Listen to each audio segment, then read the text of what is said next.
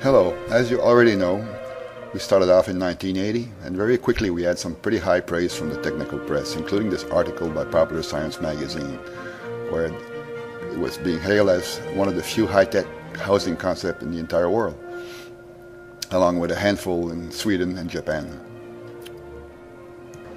In 1982, we already had very good mastery of the machinery, the techniques to make these injected panels. We had a truly modern housing system with a great air distribution, a very tight shell, and one of the strongest advertised hurricane-resistive house in the world.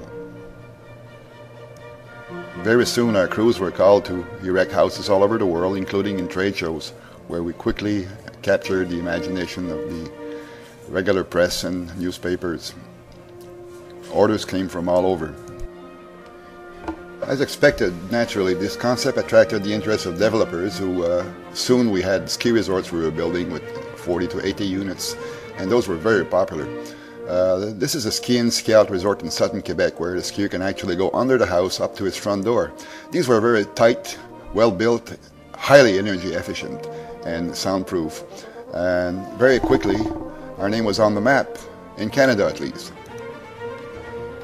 It didn't take long for us to drop down to the tropics where the beach resort developers were found an interest. So in the Dutch Antilles, we started to build large resorts, and those again were very popular for the same reason.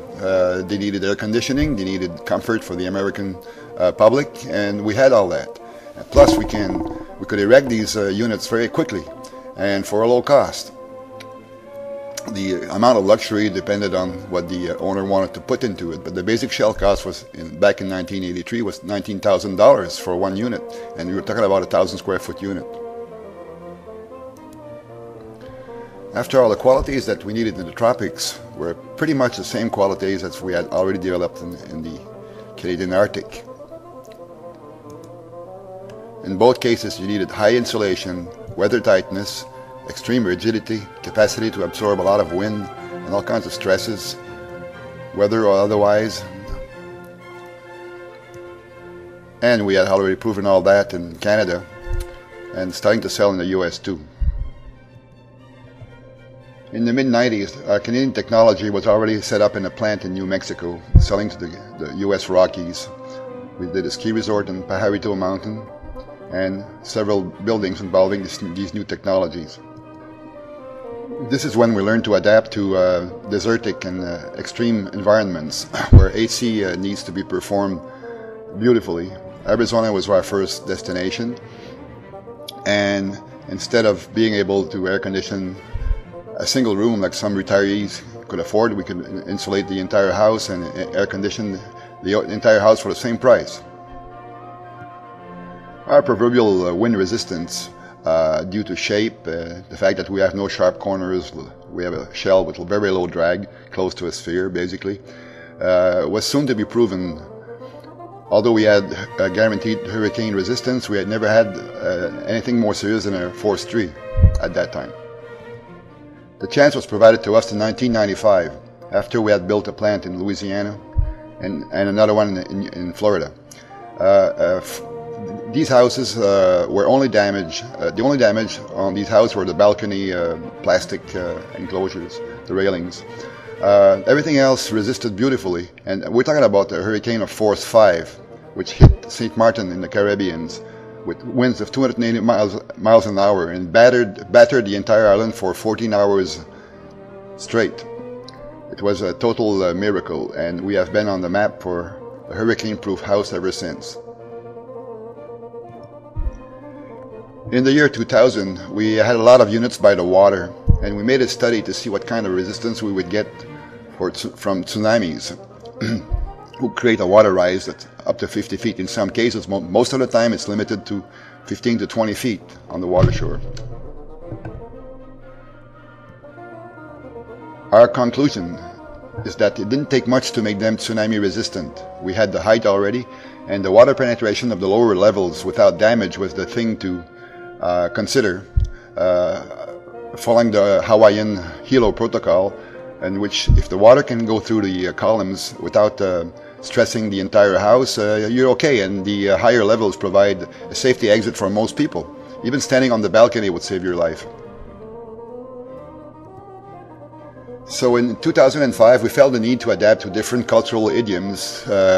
We had to do a project in Vietnam, one in northern China, and we needed to adapt and be able to use local skills and talent in order to be able to fit in with the local construction. Also, we needed to get away from the stilt models and concentrate on the higher need for low slab-based models.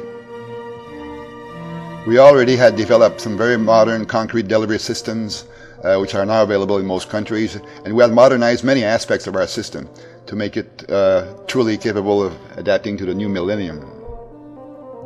We still needed to improve on the column systems to make it cheaper, and since then we have been developing several patents which we cannot divulge because of the patent law, not yet anyway, but still the following slides will show you where we're going with that.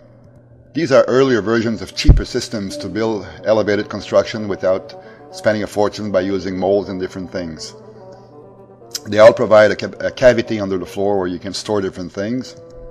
This is a cavity that speeds up access and distribution of utilities, where you can put heat storage material like eutectic salts and so on and so forth, and where you can always retrofit systems. Truly a modern concept. We were and we still are looking for medium height development structure for resorts and also for public housing. But basically the scope of this short movie you're going to see is the house on a slab, the simple, groupable, expandable in 4 directions I should add, including upwards, concept with our panel system. We have done something to make the price come down drastically, and here's the purpose of our talk here. We all agree that the world needs energy efficient, permanent, charming, easily assembled houses, and that our Canadian techniques tested abroad respond to that call very well.